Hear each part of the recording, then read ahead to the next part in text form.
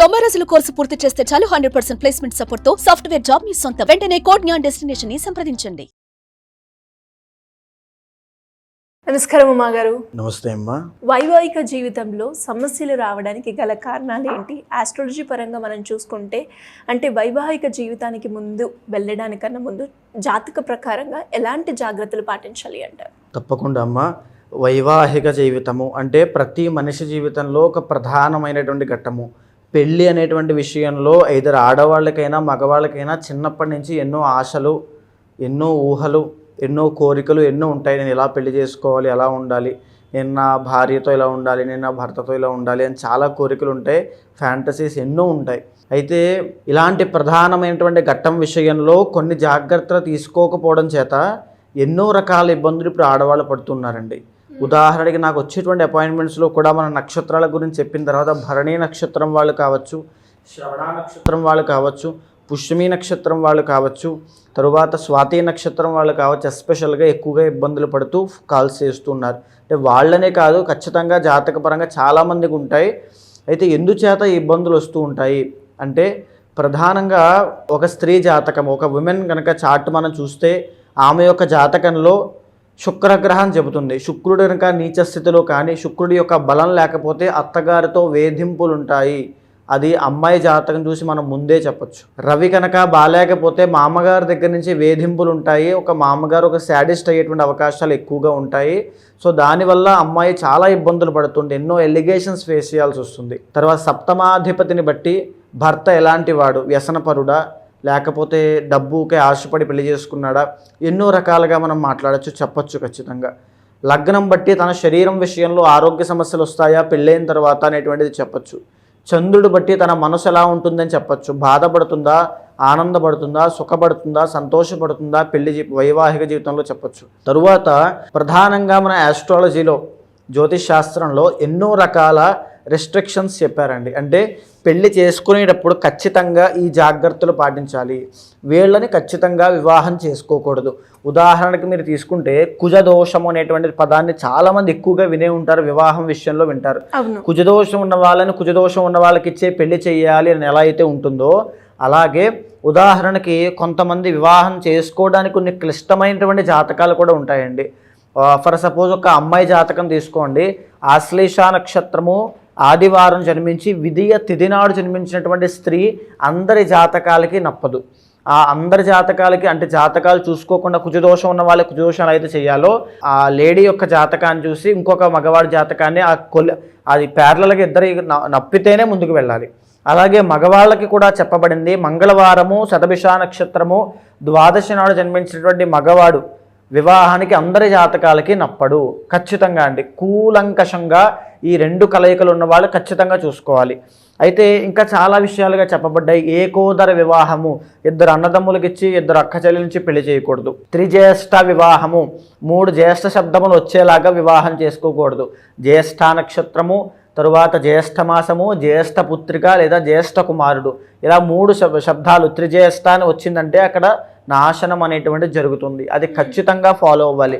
ఇది నేను భయపడే విషయం కాదని, మన జ్యోతిష్ శాస్త్రం మనకి ఇచ్చినటువంటి నియమాలు. ఇది కాకుండా మనం మంచిగా మనం వెళ్ళగలిగితే వైవాహిక జీవితాలన్నీ కూడా అద్భుతంగా ఉంటాయి. అయితే ఇంకా రెండవది ఏక నక్షత్ర వివాహము. ఉదాహరణకి ఒకళ్ళది అశ్విని నక్షత్రం అయింది అబ్బాయిది, అమ్మాయిది కూడా అశ్విని నక్షత్రం అయింది, అయితే ఇద్దరిది ఒకే పాదం అయింది, రెండవ పాదము, అలాంటి విషయాలు వివాహం పనికి రాదు. ఖచ్చితంగా జాతకాలు కూడా చూడక్కర్లేదు, నక్షత్రం చూసి చెప్పచ్చు పనికిరాదని. తరువాత ఏమిటి అంటే ఒకవేళ రెండో పాదం ఒకళ్ళదయ్యి మూడో పాదం ఒకళ్ళు అయితే చేసుకోవచ్చు. పాద భేదము ఖచ్చితంగా ఉండాలి. దీంతో పాటుగా ఇంకా మనం కొంచెం ముందుకు వెళ్తే ఇంకా డీప్గా చెప్పాలి అంటే షష్టాష్టకములు, ఖచ్చితంగా ఈ పదాన్ని కూడా వినే ఉంటారు. షష్టాష్టకములు అంటే ఏంటి అంటే ఉదాహరణకి మేషరాశి కన్యారాశి చూడండి. మేషము, వృషభము, మిథునము, కర్కాటకము, సింహము, కన్య 6వ స్థానం అయింది. షష్ట అంటే 6, అష్టకము అంటే 8, 6, 8 స్థానాలు అవుతాయి. అలా అని చాలామంది మేషరాశి వృశ్చిక రాశి అనుకుంటారు షష్టకం అవుతుంది, అది కాదు.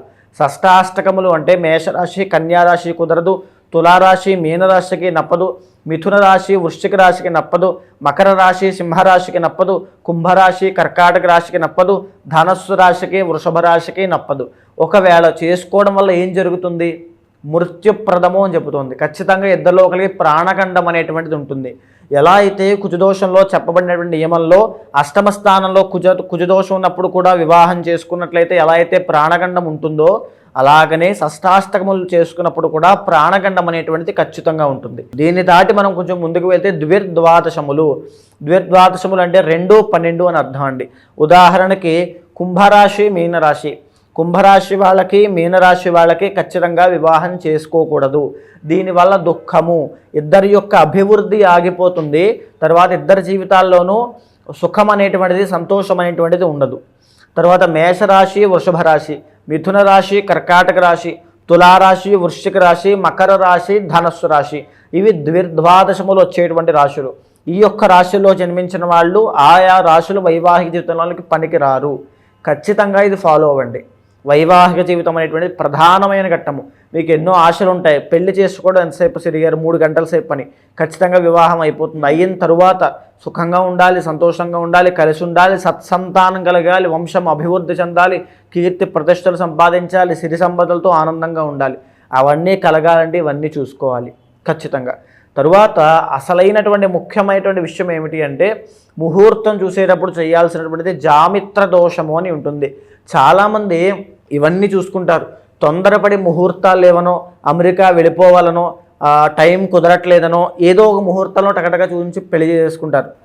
అది కరెక్ట్ కాదండి. జామిత్ర దోషం ఉంటుంది. ఉదాహరణకి వివాహ లగ్నాత్తు సప్తమ స్థానము ఖచ్చితంగా శుద్ధి అనేటువంటిది ఉండాలి.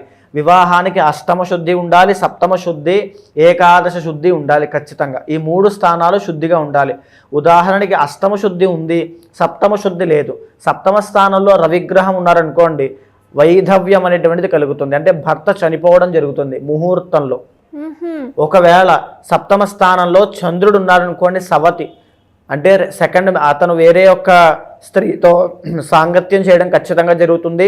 దానివల్ల వచ్చేటువంటి సమస్యలు ఖచ్చితంగా ఇబ్బంది పడతారు. ఒకవేళ కుజుడు ఉన్నారు అనుకోండి, మరణము, భర్త లేదా భార్య ఇద్దరిలో ఎవరికొకరికి మరణగండం అనేటువంటిది ఉంటుంది. ఒకవేళ వివాహ లగ్నాతు సప్తమ స్థానంలో బుధగ్రహం ఉంది అనుకోండి, పుత్రహాని, జన్మించినటువంటి సంతానానికి ఆరోగ్య సమస్యలు రావడం కానీ, అంగవైకల్యం రావడం కానీ, లేకపోతే వాళ్ళకి విద్యాభివృద్ధి అనేటువంటిది లేకపోవడం కానీ ఖచ్చితంగా జరుగుతుంది.